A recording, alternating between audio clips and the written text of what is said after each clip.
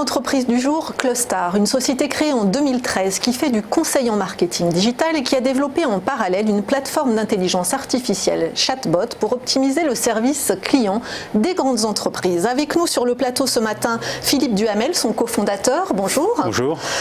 Alors, présentez-nous brièvement la société et ses deux activités principales. Oui, très bien. Alors, Clostar, c'est deux activités. Donc, il y a une activité de conseil en search marketing, c'est-à-dire qu'on aide les entreprises à se positionner sur les moteurs de recherche Google ou Bing. Et puis, on a une activité logicielle. C'est une plateforme d'automatisation du support client. Et la première est l'activité historique et la deuxième, une activité qu'on a développée récemment depuis 2 ans et demi à peu près. Alors je croyais que c'était, je fais une parenthèse, je croyais que c'était compliqué moi d'arriver à suivre le changement d'algorithme de Google et de se référencer correctement. Exactement, et c'est pour ça qu'il y a des sociétés comme nous, c'est-à-dire qu'on passe notre temps à étudier les algorithmes de Google, à comprendre comment ils fonctionnent, et après on conseille les entreprises à produire le bon contenu, mais aussi à techniquement bien configurer leur site de manière à se positionner dans les premiers résultats. Et vous sentez que c'est une évolution technologique permanente ? Ah oui, tout à fait. Google les pages de résultats Google ont énormément changé depuis les premiers temps. Et aujourd'hui, on a plein de choses nouvelles, comme ce qu'on appelle la position 0, c'est-à-dire qu'on voit le site en premier, enfin la réponse à la question en premier, mais sans le lien vers le site. C'est Google qui répond à la question tout seul. Donc oui, c'est permanent. Alors, avant d'enchaîner, qu'est-ce qu'un chatbot? Parce que moi, je me suis quand même posé la question, donc je suis allée voir sur Google justement pour avoir l'explication. D'accord, Google vous a bien répondu. Un chatbot, c'est 2 mots, donc il y a le chat, c'est-à-dire que c'est une fenêtre dans laquelle on va pouvoir avoir une conversation, et puis bot, donc robot. Donc en fait, c'est un robot qui répond de manière automatique à des questions par le biais d'une fenêtre live chat, ou ça peut être aussi du SMS. C'est des petites boîtes de dialogue qu'on voit s'ouvrir quand on pose des questions sur le site. Mais ça peut aussi être dans une application mobile, par exemple. Alors, qui sont vos clients? Leur profil est-il le même pour les deux activités? Alors, elles sont un peu différentes, mais au final, on se dirige quand même vers des entreprises très similaires. Dans la partie conseil en search, on travaille avec des grands groupes principalement. On va travailler avec Solocal, on va travailler avec Hermès, on va travailler avec Club Med. Et alors, dans cette activité-là, il y a une sous-activité, enfin, c'est pas une sous-activité, mais c'est une autre activité qui s'appelle moteur de recherche interne, où on aide les entreprises à bien se positionner, enfin, à bien positionner leurs produits sur les résultats de moteurs dans les sites de e-commerce. Carrefour par exemple, ou ce genre de choses. Et là aussi on a affaire à des grands groupes. Et sur la partie bot, on va être avec des grands groupes, mais aussi des startups, des sociétés avec lesquelles on va pouvoir faire des projets technologiques assez pointus. Ce qu'on n'a pas dans la partie conseil. Alors juste concrètement, pour qu'on comprenne bien, qu'est-ce que vous leur apportez comme solution? Est-ce qu'on peut avoir un ou deux cas pratiques? Alors je ne vais pas vous demander ce que vous faites pour Hermès, mais voyez, est-ce qu'on peut savoir dans chacune des activités un cas précis, un cas pratique? Pour la partie conseil en search, donc, comme je disais, on va aider les entreprises, par exemple, on va aider Hermès à bien se positionner sur des requêtes de type sac en cuir ou sac en cuir de telle couleur. C'est fou qu'Hermès ait besoin de ça. Il me semble que le sac en cuir, c'est Hermès par excellence. Donc, Oui, mais il y a beaucoup de variations en fait dans les requêtes que tapent les gens. Et en face de ces variations de requêtes, enfin, ce sont des questions, il faut toujours donner les bonnes réponses, il y a toujours de nouvelles questions qui apparaissent. Non, mais ils ont raison de ne pas vivre sur les acquis. Hein. Tout à fait. Et puis après, ou alors Club Med, on va les aider à se positionner sur des requêtes de type vacances, séjour à Punta Cana, des choses comme ça. Sur la partie moteur de recherche interne, on va aider un Nestlé par exemple à bien se positionner sur le site de e-commerce Carrefour sur des requêtes de type, je sais pas moi, gâteau au choco.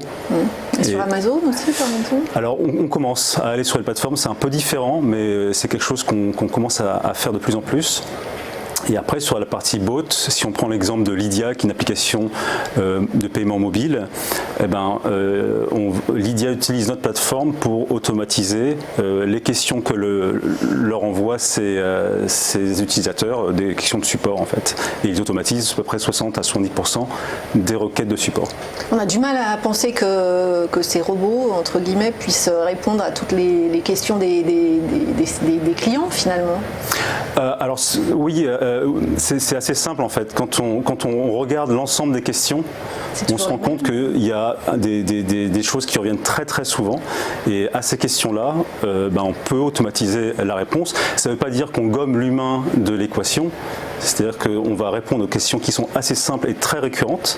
Et le reste, et ça fait généralement à peu près entre 50 et 60-70% du volume. Et le reste, on va le passer à l'équipe support, de manière à ce qu'elle puisse répondre à des questions plus complexes. Ah, qui est alerté quand même, si le robot ne sait pas répondre. L'équipe support manage le robot et voit tout ce qui se passe. Alors ces petites fenêtres, on les voit fleurir sur la plupart des sites. Ouais. Quelle est la taille du marché des chatbots en France ? Et j'allais vous dire, est-ce que c'est pas déjà un peu répandu, notamment chez les opérateurs télécoms, chez les distributeurs ?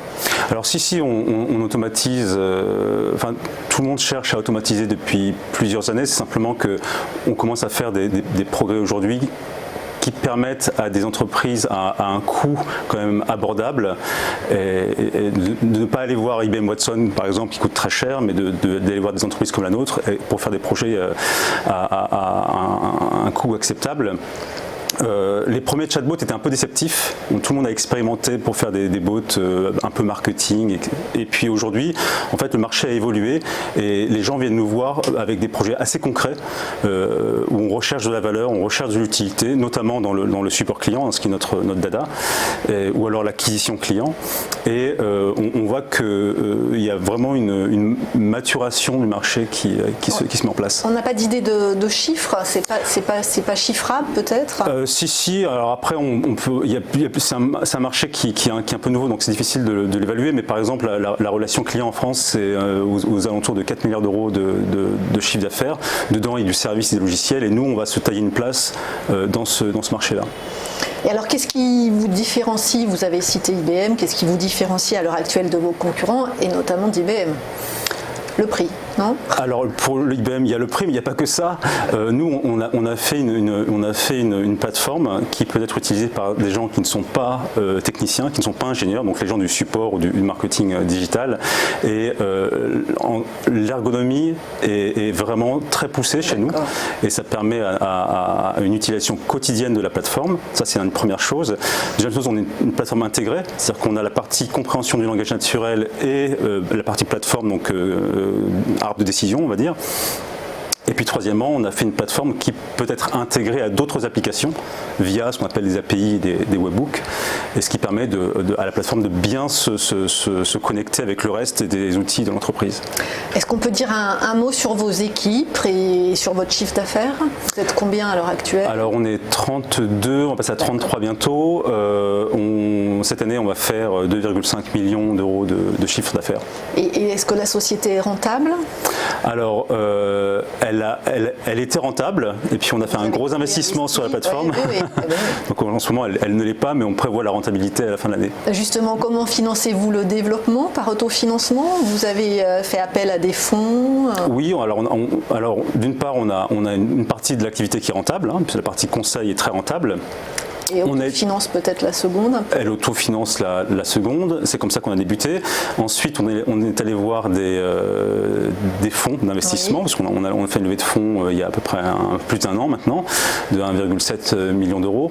On est allé voir la BPI pour de la dette, pour financer la dette. Et puis, après, on va chercher toutes les aides, donc le CIR, des subventions notamment. On en discutait lors de la première interview. Vous avez, ce sentiment qu'en France, les entreprises qui se créent sont extrêmement aidées? C'est facile? En tout cas d'un point de vue financier? Oui, je pense qu'en France on a un écosystème qui est très favorable, en tout cas à l'émergence de jeunes pousses, comme on dit.